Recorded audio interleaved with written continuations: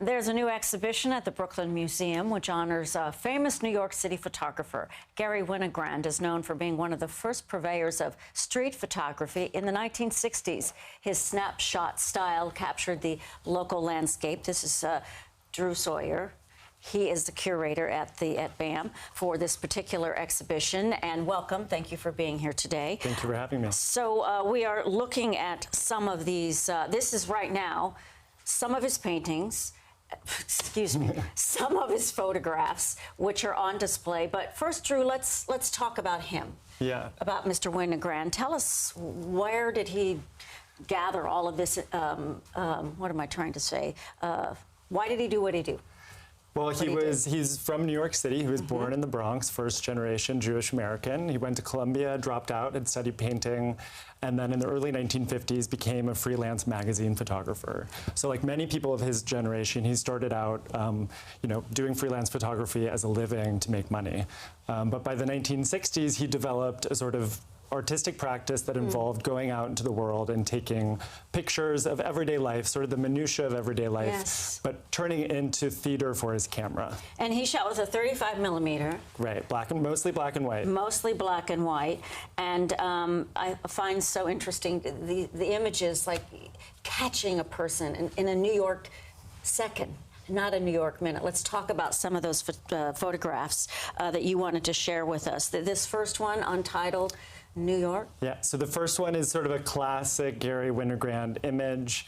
It includes, what he's sort of well known for is catching something in the foreground, but then simultaneously there's additional action happening in the background. So here we have two dogs that are meeting, and then in the background we have humans that are meeting, shaking hands. Oh, he even, he came out with a book in the late 1960s called Animals, which really looked at the sort of relationship between animals and human interactions in New York City, at the zoo, at the aquarium, sort of these places that many people are familiar with going, and sort of transforming them into these sort of surreal, funny pictures. Yes, there's a whimsy to it. Yeah. And I do like that. Here's the people reflected. Dogs are people too, sort of. Right.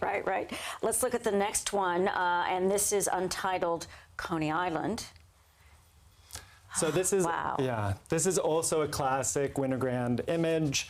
Some of his first pictures that were published were taken at Coney Island. Of course, those were black and white. But this picture shows that he was simultaneously, from the very beginning of his career, shooting in color.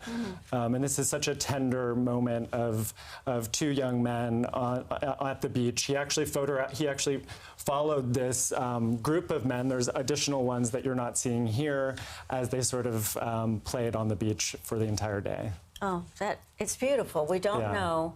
It just, the imagination, is it happiness, is sad, love, hurt? It just really makes you think about emotion. Yeah, I think his images, sort of are ambiguous on purpose, so they really allow the viewer to project their own interpretation. All right, we have another one, Untitled, Cape Cod. 1966. Yeah. So this is a picture that many people probably don't think of when they think of Winogrand. One, obviously it's in color, but he's most well known for his pictures, as we saw previously, of people on the street, a lot of action. But for his color work, he often focused on these sort of still lives that look more like a photographer like William Eggleston, who was active a couple years later. But he's obviously really interested in the colors of commodities in post-war America, the sort of boom of consumer culture. And with that, the sort of new industrial colors that are on all these goods and packaging. So very America. Yeah, very Americana.